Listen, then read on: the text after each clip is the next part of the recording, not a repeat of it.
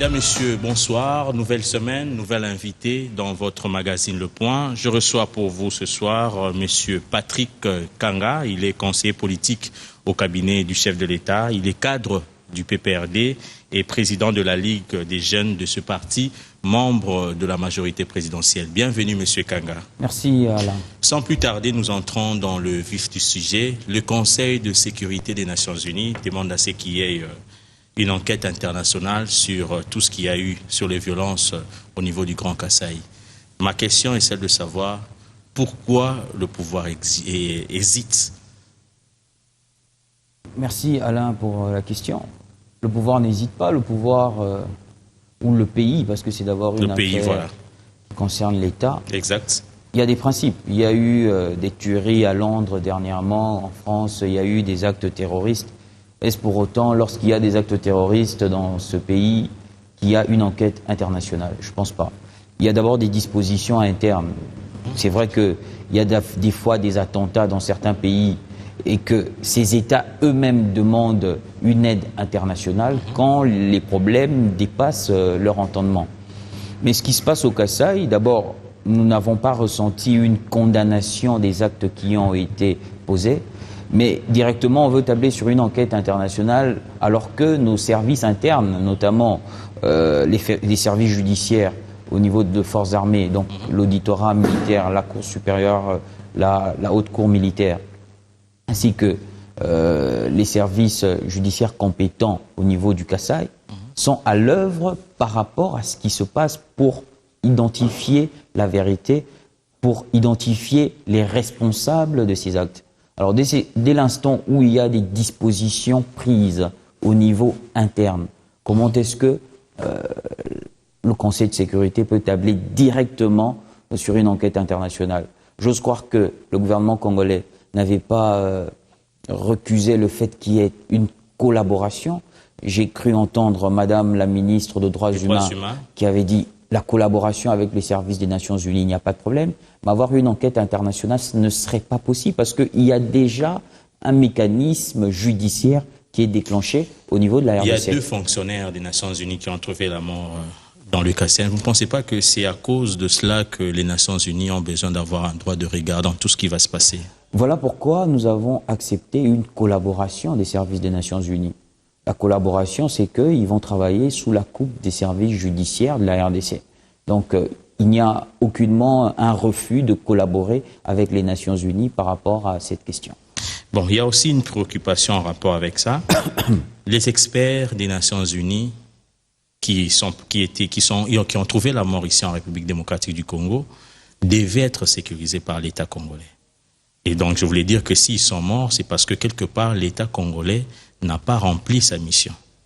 Vous ne pensez pas que si l'État congolais menait ces enquêtes, il sera jugé parti. Autant mieux qu'il y ait la communauté internationale comme ça, parce que l'État aussi a à voir dans ces dossiers-là. Non, écoutez, c'est très dangereux, la responsabilité que vous voulez incomber au service de sécurité congolais. Il y a des enquêtes en cours, ce serait très maladroit pour nous de nous exprimer pleinement sur cette question. Mais j'ose croire que même les services des Nations Unies, dans la MONUSCO qui est sur place, qui était notamment chargé de veiller à la sécurité de ces 2 hauts fonctionnaires de l'ONU, je pense qu'il y avait plusieurs messages d'alerte prévenant même du danger qu'ils encouraient dans les milieux où ils allaient. Et je crois qu'il y a beaucoup à dire et à redire sur ce qui s'est passé. C'est d'ailleurs très regrettable que nous ayons perdu ces 2 hauts fonctionnaires de l'ONU. Je pense, laissant les enquêtes qui sont en train de se mener actuellement par rapport à ces faits poursuivre son cours et nous aurons un peu plus d'éclaircissement dès que l'enquête sera clôturée. Le fait de refuser qu'il y ait une enquête internationale, ne pensez-vous pas que ça risque encore de créer un problème entre les Nations Unies et la République démocratique du Congo? Mais pourquoi vous voulez que nous soyons sous une coupe ou sous une tutelle de la communauté internationale de manière aussi automatique? C'est comme si nous n'avons plus des gouvernements de la République. Nous sommes un État, cher frère Alain. Nous sommes un État. Nous avons un pouvoir judiciaire qui est en train de faire ce travail. Et nous l'avons dit, il y aura une collaboration. Mais pourquoi directement avoir une enquête internationale? Laissons nos services judiciaires poursuivre le travail qu'ils ont déjà commencé et voir si leurs conclusions seront teintées d'un manque d'objectivité. C'est ça, la crainte aussi, c'est qu'on sait comment ça se passe, comment finissent les enquêtes. Non, on ne sait pas comment ça se passe. République démocratique Quand vous dites on sait comment ça se passe, moi je ne sais pas. Ça, c'est un point de vue qui est le vôtre personnellement. Il y a des enquêtes qui sont clôturées par des sanctions, et ceux qui sont responsables à tous les niveaux seront sanctionnés. Mais laissons que le travail préjuridictionnel qui est en train de se faire par l'auditeur général ainsi que le parquet. Laissons que ça puisse continuer, que de prétendre à une forme d'un travail biaisé qui n'a pas encore rendu ses conclusions. Nous allons aborder les sanctions de l'Union africaine, de l'Union européenne. Vous le savez, plusieurs personnalités, certaines personnalités de la République démocratique du Congo viennent d'être sanctionnées par l'Union européenne, des officiers militaires par les nations, disons, les États-Unis d'Amérique. Est-ce que ces sanctions sont fondées? Les dites sanctions sont non seulement infondées, elles sont inopportunes. C'est pourquoi inopportunes? Elles se basent sur des appréhensions d'une extrême subjectivité. Il y a beaucoup de subjectivité. On arrive à sanctionner même le porte-parole du gouvernement. Vous imaginez le porte-parole du gouvernement. Donc, il a pour seule arme l'expression. Il a pour seule arme la parole. Et on en arrive à sanctionner même celui qui est censé défendre sur le plan verbal le gouvernement. Donc on nous empêche même de vouloir nous exprimer. On ne veut même pas que le ministre Mende ait l'occasion d'aller sur des chaînes européennes, France 24, pour dire la version des faits du gouvernement. On veut même nous empêcher de nous exprimer. Créons une espèce de point de vue unique de l'opposition, qui eux ont le droit de se pavaner partout en Europe, qui eux ont le droit de monnayer des sanctions par-ci, par-là, à telle enseigne que nous n'ayons même pas un autre son de cloche à donner. C'est comme si tout ce que dit M. Moïse Katumbi, c'est comme si tout ce que dit M. Félix Tshisekedi est vrai. C'est comme si la manière dont eux se comportent vis-à-vis des autorités de la République est une manière encourageante. C'est comme si lorsque le président de la République les invite, les attend, et qu'ils refusent de venir, la République doit stopper. Nous ne devons plus fonctionner jusqu'à ce qu'un beau jour, M. Félix Tshisekedi puisse accepter de venir. Ce n'est pas ça le respect entre États. Je pense que l'entendement de l'Union européenne de ce que c'est que le respect de l'accord de la Saint-Sylvestre doit être éclairci. Et ils ne doivent pas continuer d'être dans une hypocrisie, de dire que l'accord n'est pas respecté. L'accord sera respecté quand?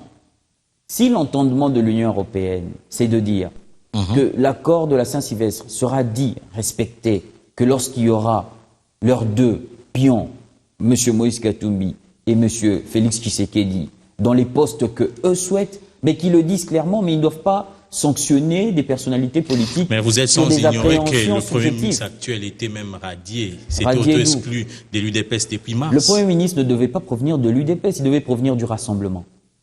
C'est ce que dit l'accord. Non. Quel rassemblement? S'il vous plaît. Quel rassemblement? L'accord de la Saint-Sylvestre n'a jamais dit que le Premier ministre devait provenir de l'UDPS. À moins que vous me parliez d'un accord nouveau.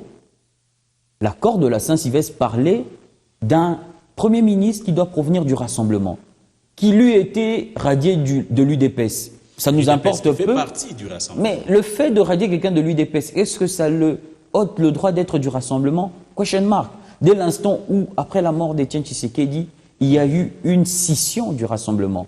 Alors, quelle est la partie du rassemblement qui se dirait plus légitime que d'autres? Qui est l'arbitre? Qui donne compétence? Est-ce que parce que l'Union européenne a une préférence en faveur de deux individus, qu'on dira que c'est ce rassemblement qui est officiel? Est-ce que c'est l'autre?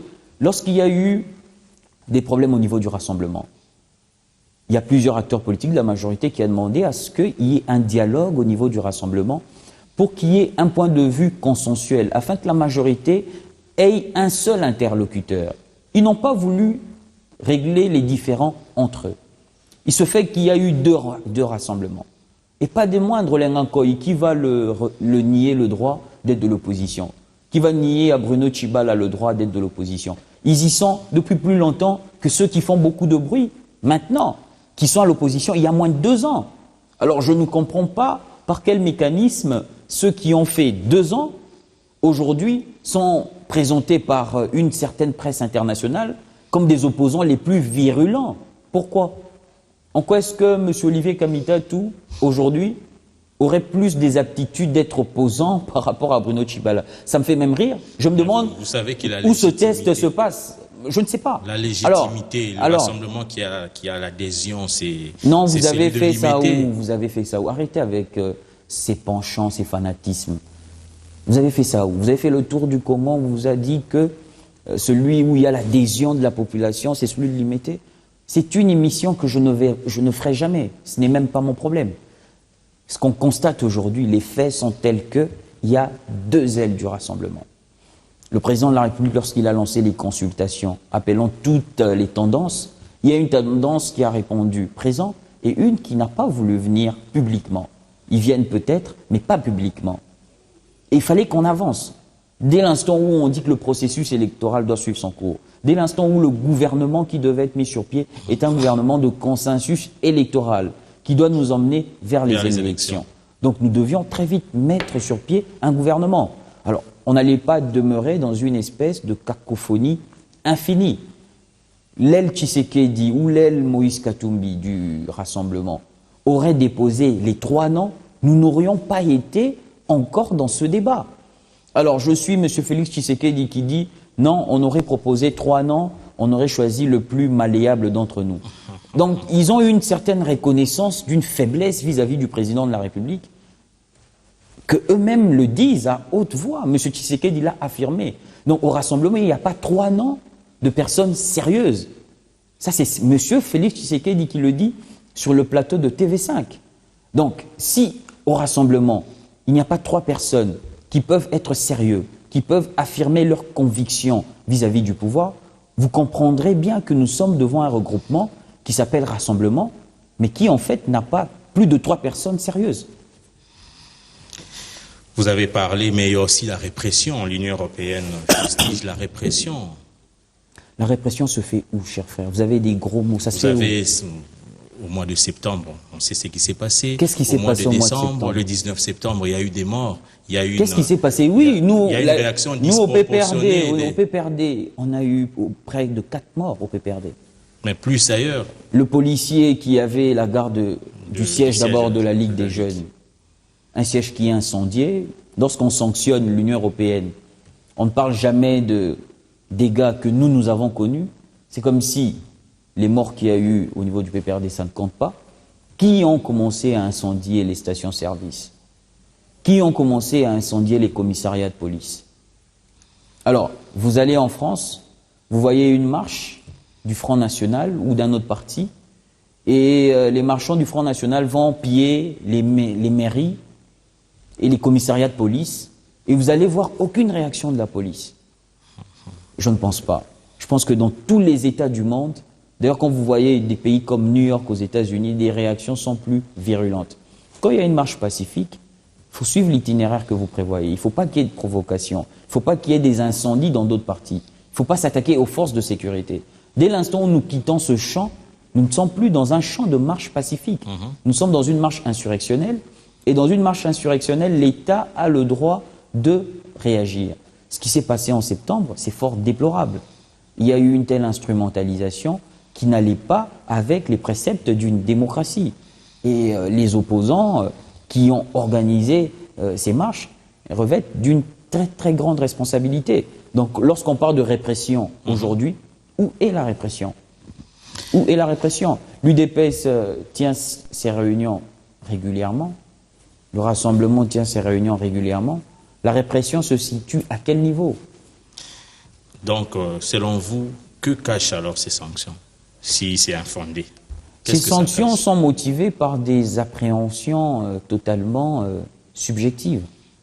Il y a des problèmes personnels. Vous savez, il y a des présidents européens qui, au fil des années, aujourd'hui sont poursuivis pour des faits de corruption. Laissons le temps au temps. Peut-être un jour, on nous dira quelles étaient les vraies motivations. Dernièrement, j'ai suivi un documentaire sur le Parlement européen où on parlait d'une corruption à grande échelle au niveau du Parlement européen. Les motivations sont d'ordre pluriel. Mais je pense que le temps finira par nous dire quelles sont les vraies motivations autour de ces sanctions. Et par rapport à ces sanctions, le gouvernement congolais promet de réagir. Sur la liste des personnes visées par les sanctions de la République démocratique du Congo, on voit le ministre des Affaires étrangères belge, on voit la députée européenne d'origine congolaise. Est-ce que vous ne pensez pas que les sanctions de la RDC là sont irréalistes? Si on prend le cas du rapport de force aujourd'hui entre l'Union européenne et irréaliste, je ne sais pas ce que vous entendez par irréaliste. Le gouvernement a le droit de prendre des mesures de réciprocité. Est-ce que ça jusqu'à cet instant, il n'y a aucune mesure qui est prise officiellement.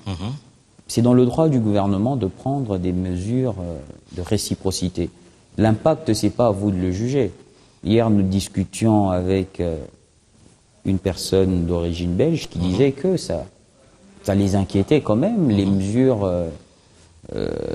coercitives que pourrait prendre le gouvernement congolais. Donc c'est vous qui pensez qu'il n'y a pas d'impact, mais eux savent les intérêts économiques qu'il y a au niveau de la RDC. Est-ce que vous pensez que la RDC aujourd'hui vit aux dépens de la Belgique? Aujourd'hui, dans notre vécu quotidien, l'influence de la Belgique se situe à quel niveau? Ou même de l'Europe? L'influence se situe à quel niveau aujourd'hui? La Belgique a un problème avec la RDC, ce n'est même pas un problème avec le président Kabila ou le pouvoir qui est en place. 1960, c'est la Belgique.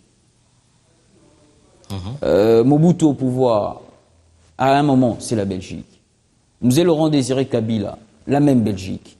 Aujourd'hui, Joseph Kabila, c'est la Belgique. Joseph Kabila ne serait plus là dans 10 ans, 20 ans. Celui qui viendra finira par avoir des problèmes avec la Belgique. Donc, à un moment donné, les Congolais doivent définir ou redéfinir leur rapport avec la Belgique. Nous voyons les anciennes colonies françaises, nous voyons les anciennes colonies britanniques. Nous voyons quelle est l'influence des anciennes colonies, positivement dans les rapports de développement. Quel est ce rapport de développement? Quelle est cette relation de développement que nous avons, nous, avec la Belgique? En quoi est-ce que la Belgique influe positivement dans la vie du Congo depuis 1960? Si ce n'est fomenter des coups bas. Il y a toute une génération au Congo qui naît, qui évolue, qui n'a rien à voir avec la Belgique. Moi-même, je n'y ai jamais mis mes pieds à Bruxelles. Je ne compte même pas y aller. Qu'est-ce que je vais aller faire? Donc, il ne faut pas que nous soyons dans des appréhensions colonialistes. Il y a toute une génération des Congolais qui naissent, qui n'ont rien à faire de la Belgique et de Bruxelles. Donc, nous sommes assez décomplexés et assez indépendants d'esprit de ce qui s'est passé par le passé. Si il faudrait qu'il y ait des rapports avec la Belgique, dans l'avenir, dans 10, dans 15, dans 20 ans, il faudrait que ce soit un rapport de partenariat gagnant-gagnant et de respect entre les deux États. Nous avons connu les années 60, c'est passé d'il y a 50 ans. Aujourd'hui, nous devons avoir d'autres rapports. Et la Belgique peine à développer une autre compréhension, une autre philosophie des rapports qu'elle doit avoir avec la RDC. Ce n'est pas un problème du pouvoir en place, c'est un problème congénital entre la Belgique et la RDC. Et ces rapports doivent être redéfinis. Et vous pensez que les sanctions que le gouvernement va prendre incessamment sur quelques personnalités européennes sera la solution pour mettre un terme à cette crise? En diplomatie, il y a des mesures de réciprocité, c'est un droit du gouvernement. Voilà. Vous ne pensez pas que ce serait mieux pour le gouvernement de vider toutes les accusations? Par exemple, on prend par exemple par rapport au processus électoral. Le processus électoral est en train de suivre son cours. Je n'ai pas entendu l'Union européenne, depuis tout ce temps, féliciter la CENI par rapport au travail qu'il est en train de faire. Nous sommes à plus de 21 millions d'enrôlés. Nous voyons la majorité, nous voyons le PPRD, comment est-ce qu'il se déploie sur le plan national pour mobiliser leurs militants à s'enrôler. L'opposition, je n'ai pas vu un seul médiatiser tout ça. Je n'ai pas vu un seul meeting de l'opposition où ils encouragent leurs militants à aller s'enrôler. Je n'ai pas vu un seul meeting où ils parlent des élections. Par quel mécanisme compte-t-il remplacer Joseph Kabila, si ce n'est pas par l'élection? Parce qu'il n'en parle pas. L'Union européenne ne félicite même pas la CENI du travail qu'il est en train de faire. Est-ce qu'au stade où nous parlons aujourd'hui, est-ce qu'il y a un blocage du processus électoral? L'enrôlement a commencé à Kinshasa. L'opposition qui semblerait avoir pignon sur rue à Kinshasa. Aucun meeting, aucun mot d'encouragement. Si ce n'est un petit communiqué où l'UDPS afin de demander aux gens d'aller s'enrôler. Mais il n'y a aucune volonté manifeste de l'opposition d'aller aux élections. Nous savons qu'ils sont dans d'autres mécanismes. Nous savons qu'ils sont en train de faire des fantasmes sur des coups d'État, sur une guerre qui viendrait renverser. Mais le pays n'a plus besoin de ça. Nous avons connu que ça. Une guerre, on sait quand ça commence, on ne sait pas quand ça se termine, et comment ça se termine. La seule issue pour nous, dans ce pays aujourd'hui, nous nous sommes engagés dans la voie de la démocratie, c'est qu'il y ait des élections. Si le peuple dit qu'il va confier le pouvoir à je ne sais à quel opposant, nous allons nous fléchir devant cette décision.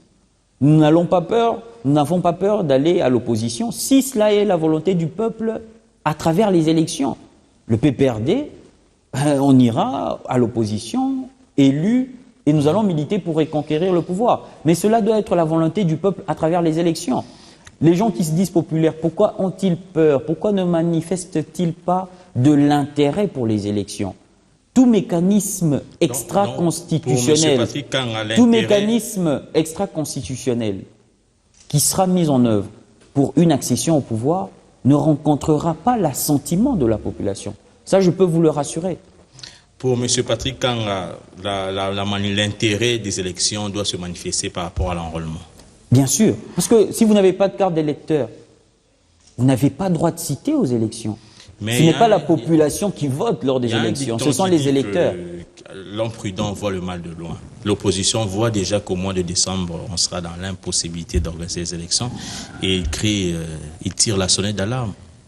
L'impossibilité, s'il y a d'organiser les élections, ce sera par des pesanteurs parce que déjà la CENI avait promis un fichier électoral en juillet, mais on voit que le Kasaï déjà, il n'y a pas enrôlement. Donc on voit déjà qu'au mois de juillet, on n'aura pas un fichier électoral fiable. Mais qui sont derrière ce qui se passe au Kasaï? Qui sont derrière cela? Je ne veux pas pointer du doigt, mais les informations existent. Les informations sont connues. Peut-être qui voilà. Sont à la base ou qui sont derrière ça? Il y a deux choses. Qui sont à la base de ça? Qui sont à la base et qui sont derrière ça? C'est connu. Allez parler aux chefs coutumiers du Grand Kasaï, ils vous expliciteront qu'est-ce qui s'y passe réellement. Vous êtes journaliste, prenez votre micro, il ne faut pas seulement que ce soit Madame Sonia Roley qui vienne faire des interviews au Congo pour que ça soit consommé par vous, les journalistes congolais.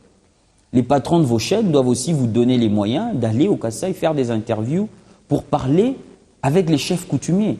Ils vous diront ce qui s'y passe. Allez les voir. Et vous ne pensez pas que si les autorités de l'époque avaient bien géré cette affaire avec le chef Kamwina Nsapu, mais tout ça n'aurait pas... Donc c'est le pouvoir qui a donné la mèche ou bien la passe il y a beaucoup à dire et à redire. Il se peut que au niveau provincial, la gestion n'ait pas été à même de prévenir ce danger. Je pense que les enquêtes en cours pourront déterminer les responsabilités des uns et des autres. L'accord du 31 décembre prévoit les élections plus tard, décembre 2017. Au cas où il n'y aura pas d'élection, qu'est-ce qui va se passer? Je pense qu'il y aura des discussions pour définir l'avenir. Discussion, donc un autre troisième dialogue. En démocratie, l'échange est permanent. Pourquoi vous voulez énumérer les dialogues? Ce que nous sommes en train de faire, c'est un dialogue. Je pense qu'en démocratie, il ne faut pas que nous puissions mettre sur un schéma ordinal les dialogues, les échanges. Nous sommes en démocratie, il y a différentes forces politiques.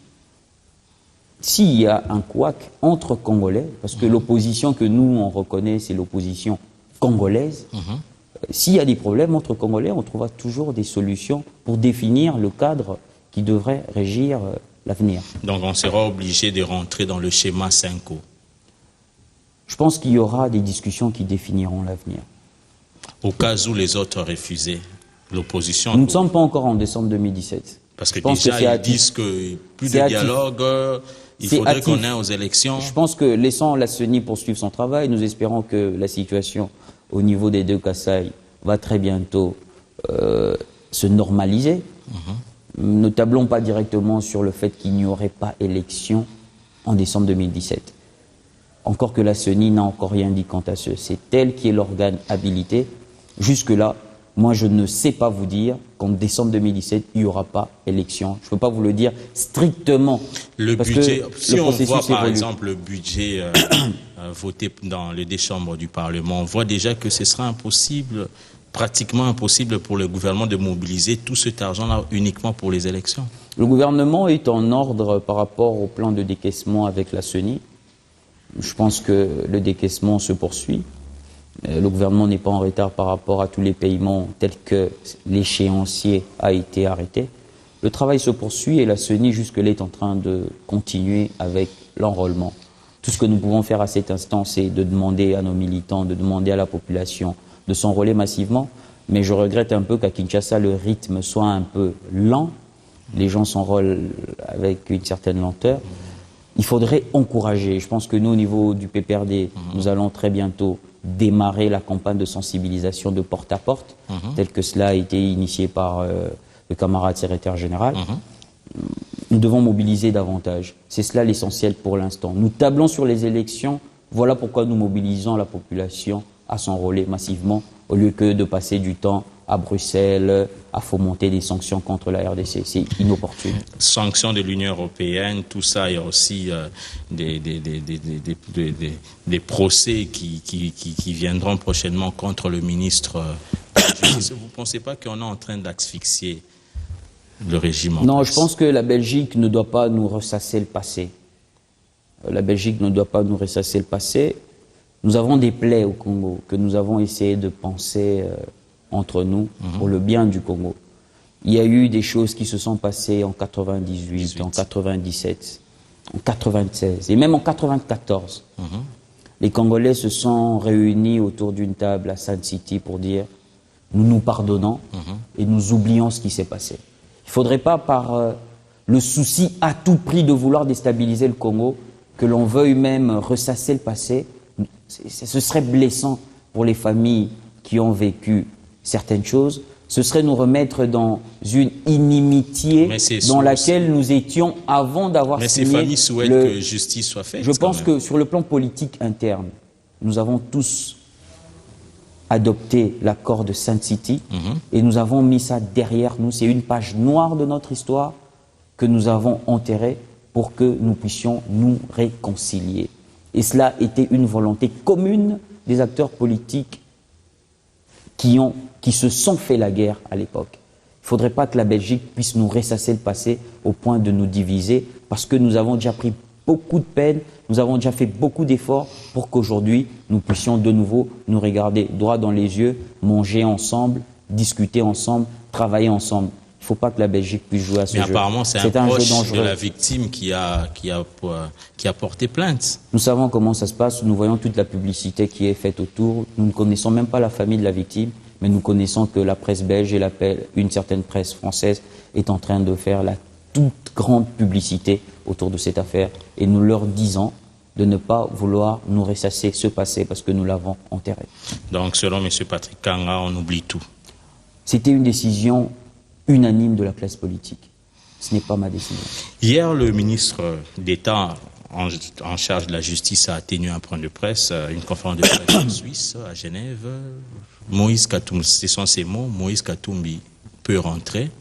Ce n'est pas les questions qu'il a avec la justice qui va l'empêcher de se présenter, c'est plutôt sa nationalité. Donc la question sur la double nationalité refait surface. Est-ce qu'aujourd'hui, c'est encore opportun de s'appesantir sur l'unicité de la nationalité en République démocratique du Congo? C'est un débat qu'il faut avoir. Il y a beaucoup de gens qui pensent qu'il faut qu'il y ait une double nationalité, une triple, une quadruple nationalité, ok, mais c'est un débat. Mais le débat n'occulte pas la loi. Le débat n'occulte pas la loi. Il y a beaucoup de gens qui estiment qu'aujourd'hui, le Congo a beaucoup de gens qui vivent au niveau de la diaspora, et ce pour plusieurs raisons. C'est vrai. Il y a beaucoup d'amis jeunes que nous avons qui vivent au Canada, qui vivent en France, qui nous parlent de certaines difficultés sociales et qu'ils ont besoin de cette double nationalité. Ils ne veulent pas perdre leur nationalité congolaise, mais ils ne veulent pas non plus perdre la nationalité de leur pays d'accueil. C'est un débat. Et je pense que ce débat se fera au niveau de notre Assemblée nationale. Mais le débat ne sursoit pas à la loi.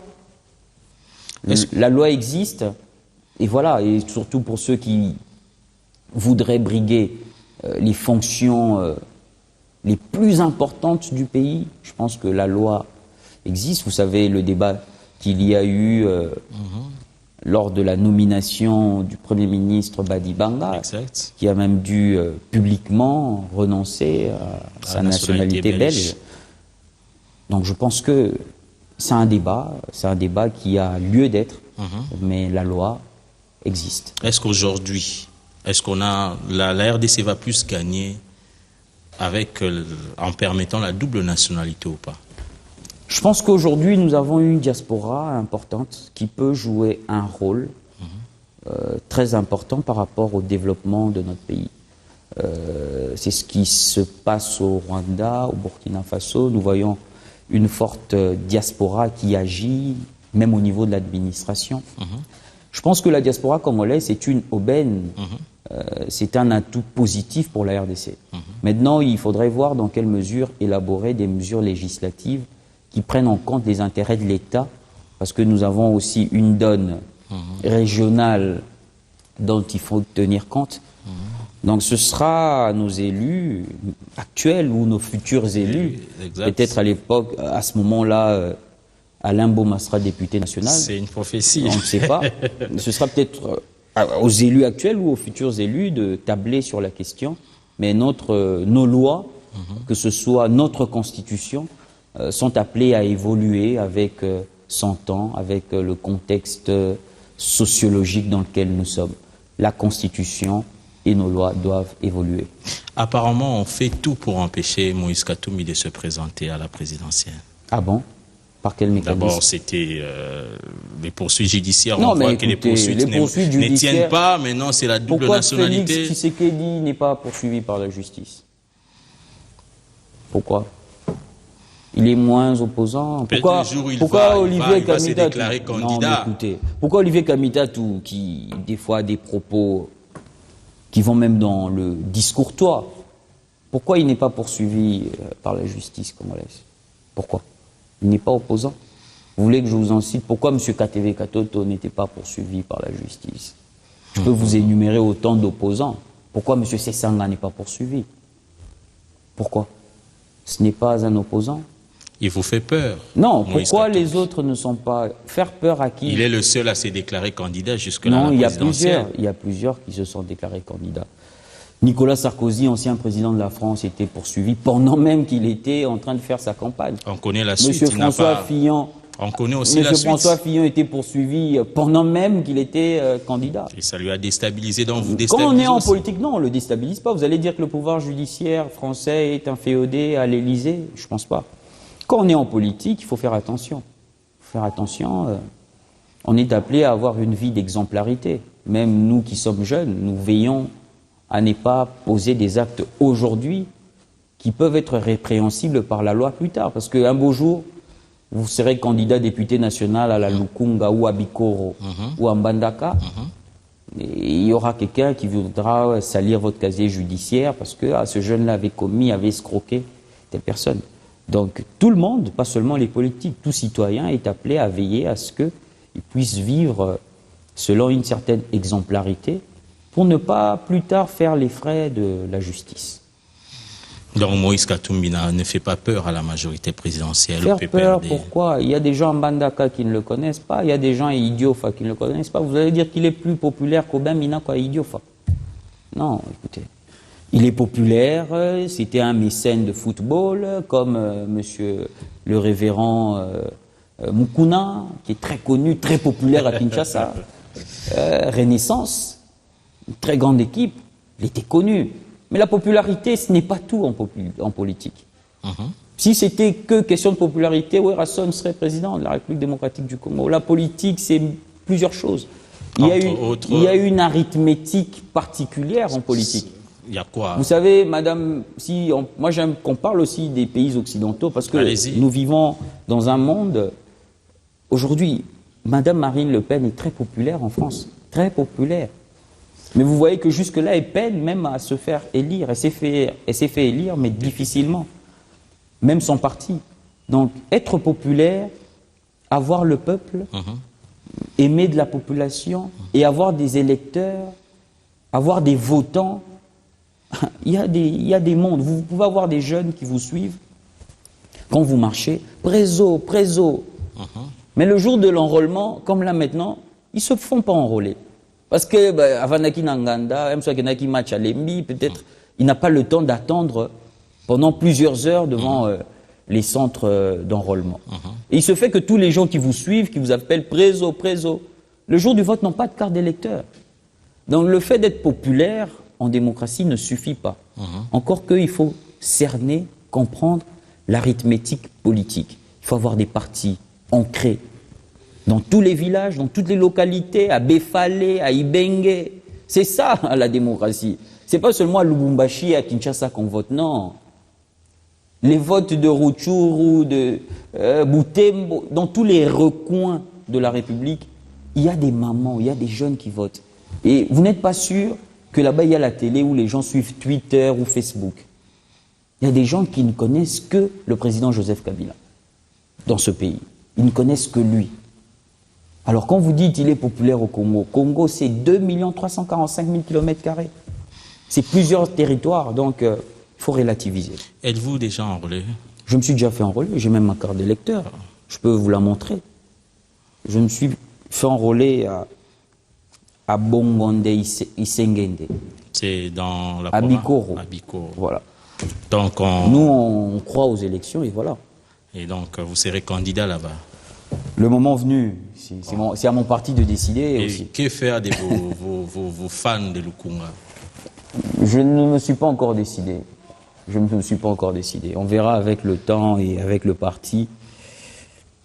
Partout où on va nous envoyer, on battra campagne. Mais nous avons notamment l'objectif de se faire élire parce que il faut que la jeunesse soit représentative au niveau de l'Assemblée. Pas seulement la jeunesse, mais une certaine compétence. Il y a un certain besoin de renouvellement de la classe politique. Et le président de la République en est le fervent défenseur. Il faut un renouvellement de la classe politique. Mais ce renouvellement passera par les élections. Voilà pourquoi, au niveau du PPRD et au niveau de la jeunesse du PPRD, dont nous assumons la responsabilité, nous allons soutenir la candidature de plusieurs jeunes. Voilà, vous venez de le dire tantôt, président de la Ligue des jeunes du PPRD. Comment vous l'avez trouvé à la prise de vos fonctions? À l'état dans lequel il était. Vous savez, chaque structure est fonction de son temps et de son contexte et des acteurs qui l'animent. Nous ne pouvons pas avoir une même philosophie. C'est ça. Il y a eu Francis Kalombo, qui était président de la Ligue des jeunes, qui avait sa philosophie, qui avait le monde dans lequel il évoluait. Il évoluait dans un monde musical, ami à J.B. Mpiana, Ouerasson, chanté par les musiciens, et de ce fait connu. Et après, il y a eu des Ndoulou, l'honorable, qui est un grand frère, qui est de surcroît un sportif, qui avait aussi sa philosophie. Mais tous ces entendements ont, à leur manière, servi le parti. Exact. Patrick Kanga vient d'un milieu un peu plus politique, au cabinet, évoluant plus dans le cabinet, juriste. J'ai aussi ma philosophie. Et je ferai certainement la symbiose de ce qu'a été les philosophies de mes prédécesseurs, mais en y apportant ma petite touche. Donc nous sommes en train de batailler pour construire cette nouvelle Ligue des jeunes, qui est une Ligue des jeunes plurielle, avec des jeunes de diverses catégories, des étudiants, des artistes, des musiciens, des intellectuels. Nous voulons avoir une Ligue des jeunes à l'image de la jeunesse congolaise. Et c'est le travail sur lequel nous sommes en train de nous apaisantir. et surtout avoir une jeunesse disciplinée et militante. Parce que le militantisme, c'est ce qui est d'essentiel dans un parti politique. Vous avez pas moins de 12 adjoints. Comment vous gérez cette cohabitation? Parce qu'on sait que ce n'est pas une cohabitation. La cohabitation, c'est entre des personnes de la majorité et de l'opposition. Nous sommes tous des camarades du parti. Pour la plupart, nous avons évolué ensemble au sein du parti. Donc nous sommes d'abord des amis. Nous sommes d'abord des amis, des camarades. Je connais les compétences de tout un chacun. Je sais que tel est fort en ceci, tel est fort en cela. Et c'est cette addition des forces qui constitue l'équipe dirigeante de la Ligue des Jeunes. Donc nous travaillons par addition et non par soustraction. Et vous pensez que vous pouvez tous ensemble relever les défis? C'est un défi qui nous est posé. Nous travaillerons ensemble pour le relever. L'esprit militant est là. La compétence est là, la conviction est là, la volonté est là. Je pense qu'avec tous ces éléments, nous serons à même de faire quelque chose. Ce sera votre dernier mot? Ou vous avez quelque chose à dire? Non, je pense que la RDC est dans un tournant particulier. Nous devons nous affirmer. Il y a une majorité, il y a une opposition congolaise qui est reconnue même par la Constitution, qui est même régie par une loi. Nous allons discuter continuellement avec cette opposition, et celle qui est au pouvoir et celle qui est en dehors, parce qu'il n'y a pas rupture de discussion entre nous et eux, pour que nous gardions notre pays dans la paix et dans la stabilité. Nous allons continuer de discuter, continuer de préserver l'essentiel jusqu'à ce que le peuple dise son mot à travers l'élection et que le meilleur gagne. Mais ce qui ne sera pas accepté, c'est de vouloir nous emmener dans ce que nous avons vécu en 94, en 97, en 98. Ceux qui veulent fomenter de nouvelles crises militaires, des nouvelles crises armées, n'auront ni le soutien de la population, ni le soutien de Dieu. Parce que ce pays est avant tout un pays de Dieu. Et nous sommes un pays très spirituel. Le sang des Congolais a trop coulé. Nous devons régler nos différends de manière pacifique pour préserver l'essentiel. Ok, merci beaucoup Monsieur Patrick Kanga d'avoir répondu à notre invitation.